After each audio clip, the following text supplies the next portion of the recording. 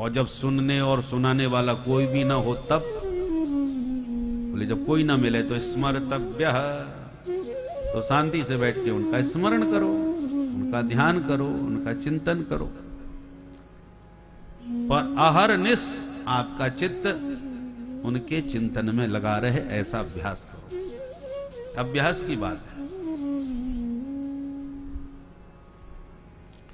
पुराने जमाने में माताएं जब पनघट से पानी भर के लाती थी, अब तो वो जमाने खत्म हो गए, न घट रहे न पनघट रहे। अब तो घर घर में नल फिट हो गए, तो पनघट की बात ही खत्म हो गई। पर पहले माताएं जब पनघट में घट भर के लाती थी जल से, और घट पर घट, मटके पर मटका सिर पर रख लेती थी। अब छोटा सा बच्चा है, अकेला घर छोड़ के नहीं जा सकती, तो बगल में बच्चे को भी दबाए रखती थी।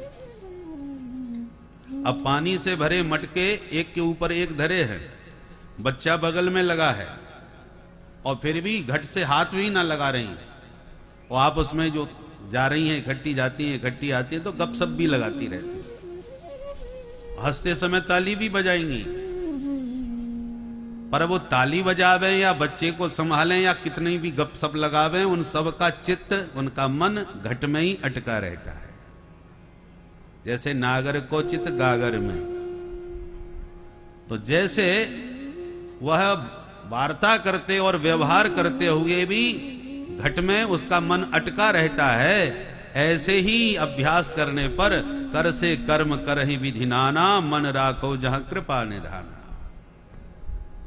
काम करते चलो, नाम जपते चलो, हर समय कृष्ण का ध्यान धरते चलो, मुरली वाले को मन से रिझाते चलो, कृष्ण गोविंद गोपाल गाते चलो। ऐसा जीवन का संतुलन बनाना। स्मर्तव्य, ऐसे स्मरण करो। तो महाराज ये बताओ, ध्यान यदि लगाना चाहे विधि विधान से तो कैसे लगाना चाहिए? परीक्षित ने पूछा, तो सुखदेव जी कहते हैं सुनो, ध्यान लगाने से पहले 4 बातों का अभ्यास बढ़िया होना चाहिए, तब ध्यान भी बढ़िया लगेगा। 4 बातें कौन सी? बोले जितासनो, जितश्वासो, जित संगो, जितेंद्रिय, स्थूले भगवतो रूपे, मनः संहारये धिया। सबसे प्रथम जितासन, आसन सिद्ध करो। एक आसन पर रीढ़ की हड्डी सीधी करके सतर स्थिर भाव से बैठो। जितनी रीढ़ की हड्डी आपकी बिल्कुल सीधी होगी बैठते समय, उतना ही ध्यान बढ़िया लगेगा, जागृति रहेगी। इसलिए आसन सिद्ध पहले होना चाहिए। और आसन सिद्ध यदि नहीं है, बैठने का अभ्यास ठीक नहीं है, तो 5 मिनट ध्यान लगाती कमर दुखने लगी, फिर घुटनों में दर्द होने लगा, फिर पैर पसारने लगे, फिर एक पर इसको रखा, उधर से इधर से उधर को रखा, पूरा ध्यान शरीर में ही पड़ा है, भगवान में क्या ध्यान रखेगा? इसलिए पहले आसन सिद्ध हो। दूसरे नंबर पर जितश्वास, श्वास पर संयम, ये प्राणायाम के अभ्यास से। प्राणायाम के कई प्रकार होते हैं, और शास्त्र सम्मत सामान्य रूप से जो प्राणायाम है वो पूरक कुंभक रेचक विधि से ही प्रसिद्ध है। श्वास, एक नासिका छिद्र को अंगूठे से रोको और दूसरे नासिका छिद्र से धीरे धीरे श्वास को अपने भीतर भरो, इसको पूरक कहते हैं। पूरा धीरे धीरे करके श्वास को भीतर भरना। फिर दोनों नासिका छिद्रों को बंद कर लो, श्वास को भीतर भर के, उसको कहते हैं कुंभक। और फिर जिस अंगूठे से आपने नासिका छिद्र को पहले रोक रखा था, उस अंगूठे को हटा करके धीरे धीरे उस छिद्र से श्वास को बाहर फेंको। धीरे धीरे, एकदम नहीं। ये रेचक क्रिया, ऐसे पूरक कुंभक रेचक पूरक कुंभक रेचक विधि से प्राणायाम करने पर श्वास पर संयम हो जाता है। और जितना श्वास पर आपका बढ़िया संयम होगा उतना ही मन आपका स्थिर होगा, मन पर संयम होगा। मन और श्वास का बहुत निकट संबंध है। आपने अनुभव किया होगा, जब मन में अत्यंत किसी के प्रति क्रोध भर जाता है, आवेश आ जाता है क्रोध में, तो श्वास गति भी तेज हो जाती है, फुसकारें भरने लगता है। तो श्वास के संयमित होने पर मन भी संयमित होता है। तीसरी बात, जित संग, जित संग बनो। जित संग का मतलब एक होता है साथ और एक होता है संग।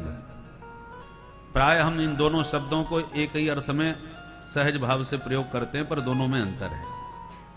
साथ में और संग में अंतर क्या है? साथ होता है शरीर से, हम और आप साथ साथ बैठे हैं, ये साथ है। 3 घंटे 4 घंटे तक हम लोग साथ साथ बैठते हैं, एक साथ बैठते हैं। परंतु आवश्यक नहीं हम जिन इतने लोगों के साथ में एक साथ बैठे हैं और अचानक कोई व्यक्ति 2 घंटे बाद कथा के बाद आके कह साहब पहचाना? हमने बोले हम तो नहीं पहचाने भाई, 4 घंटे तुम्हारे सामने बैठे रहे फिर भी नहीं पहचाने, तो भाई बैठे होंगे। तो जब साथ साथ 4 घंटे बैठे फिर पहचाने क्यों नहीं आप? बोले शरीर से साथ बैठे थे भैया, परंतु अभी मन में नहीं बैठे थे आप। पहचाना उसी व्यक्ति को जाता है जो शरीर के साथ न बैठे मन में भी बैठ जाए। मन जिसका चित्र खींच करके अपने पास रख लेता है, उसी व्यक्ति को आप दोबारा मिलने पर पहचान पाएंगे, क्योंकि चित्त में उसका फोटो चिपका रहता है। तो चित्त फोटो खींचता कब है? जिसको देखकर चित्त द्रवित हो जाता है, उसी का फोटो चित्त में चिपक जाता है। तो किसको देख करके चित्त द्रवित होगा? द्रवित होने का कोई आधार होना चाहिए। बोले जिसको देखकर हृदय में कामोद्रेक हो जाए। किसी कामिनी के दर्शन से यदि तुम्हारे भीतर कामोद्रेक हो गया तो चित्त पिघल जाएगा, और उस कामनी का फोटो हमेशा आपके लिए आपके चित्त में छप जाएगा। फिर आप उसे देखते ही तुरंत पहचान जाएंगे, या उसका चिंतन आपके चित्त में चलता रहेगा। अथवा इतनी भीड़ है, सब लोग आके बैठे रहे हैं कथा के लिए, कोई श्रोता आया और वो आपके सामने कुछ खाली जगह देखा तो बैठने का प्रयास किया, आपने बैठाना तो दूर रहा, धक्का और मार दिया। बाद में आते और आगे आगे छाती पर आके बैठते हो, निकलो बाहर, पीछे जाओ, 2 बजे से बैठे हैं और तुम आए सीधे जाके छाती पे बैठ गए, 4 बातें भी सुना दी, धक्का मार के भगा भी दिया, तो वो और किसी को पहचाने न पहचाने पर आपका चेहरा पहचान लेगा। ये वही महाशय हैं जिन्होंने 1 मिनट जगह होते हुए भी हमको नहीं बैठने दिया, क्योंकि उसको देख करके जो उसके व्यवहार से आपके भीतर जो क्रोध आया, तो उस क्रोध ने चित्त को पिघलाया, और जिस पर क्रोध आया वो चित्त में बैठ गया। अथवा आप आ रहे थे और रास्ते में कोई नाग एकदम फुसकारता हुआ आपके सामने से निकल के और झाड़ी में घुस गया, कुछ पल के लिए आपने उस पर दृष्टि डाली और आप डर गए, उछल गए, परंतु इतने लोग आपको रास्ते में मिले और कोई याद रहे न रहे, पर वो सांप जरूर याद रहेगा। क्यों? क्योंकि सर्प के दर्शन से आपको एकदम भयोद्रेक हो गया, चित्त में भय उत्पन्न हो गया, और भय ने चित्त को पिघला दिया। कारण बना भय का कौन? सर्प। सांप हो या भूत मिल जाए, जिसको देखकर आप डर जाएं, तो जिससे आप डर जाएंगे डरते ही भय से चित्त पिघल जाएगा और जिसके कारण आप डरे हैं वही चित्त में छप जाएगा, पर वह दृश्य आपके चित्त में बना रहेगा। तो काम से, क्रोध से, भय से, अत्यंत स्नेह से चित्त द्रवित होता है। इन सब में से कोई संबंध किसी के साथ जोड़ेगा तभी वह चित्त में बसेगा। अन्यथा हजारों लोग आ रहे हैं, जा रहे हैं, हमारी आंखें सबको देख रही हैं, पर सबको हम नहीं पहचान सकते, क्योंकि इनमें से हमारा किसी के साथ यह संबंध कोई बना नहीं। न डर है, न काम है, न क्रोध है, न भय, तो क्यों किसी को आप याद करेंगे? इसलिए नारद भक्ति सूत्र के 65वें सूत्र में नारद जी कहते हैं, तदर्पित खिलाचार सन काम क्रोधाभिमानादिकम तस्मिन् नैव करणीयम।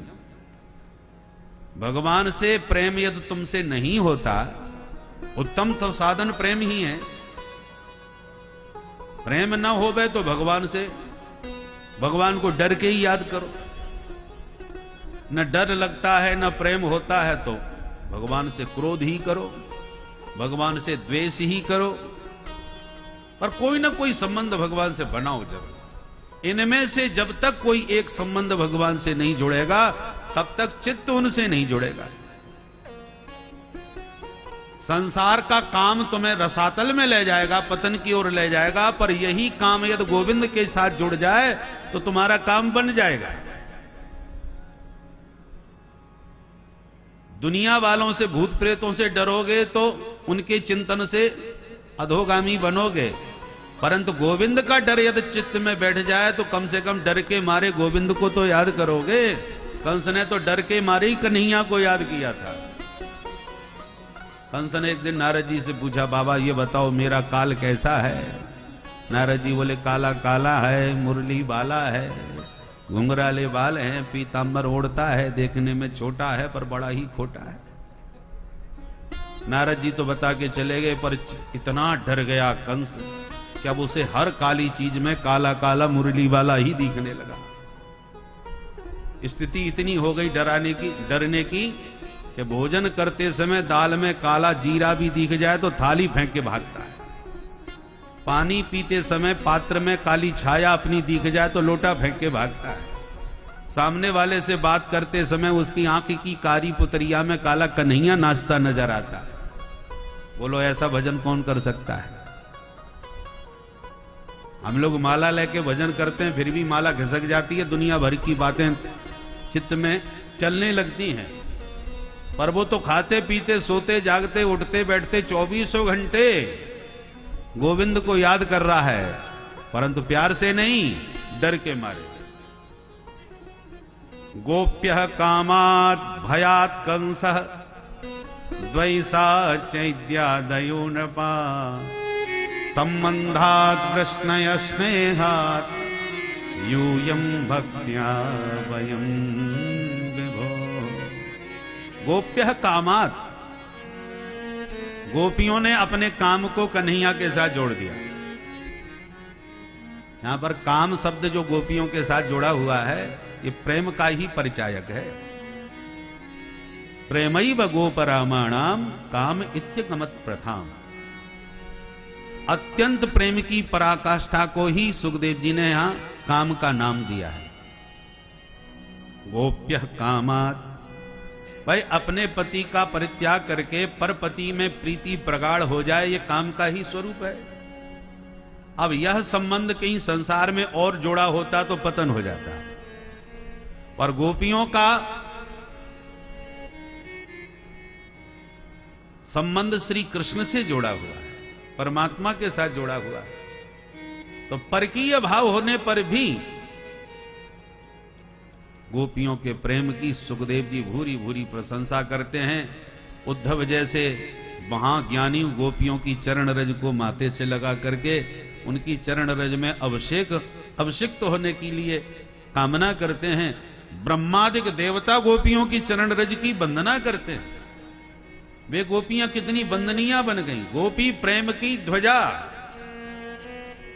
मंदिर में शिखर सबसे ऊपर होता है, पर शिखर के ऊपर भी ध्वजा होती है, झंडा। तो प्रेम राज्य में गोपियां शिखर पर हैं, शिखर पर ही नहीं, झंडे के समान। गोपी प्रेम की ध्वजा, ध्वजा का स्थान गोपियों को मिला है प्रेम में।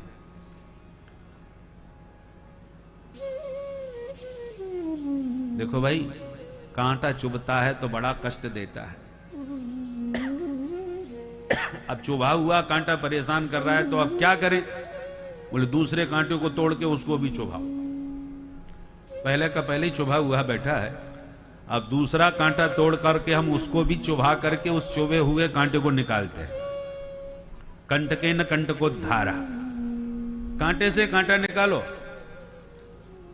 अब एक कांटा पहले ही लगा है, दूसरा हम अपने हाथ से चुभ हो रहे। पर इस चुभोने में कष्ट देना नहीं, अपितु जो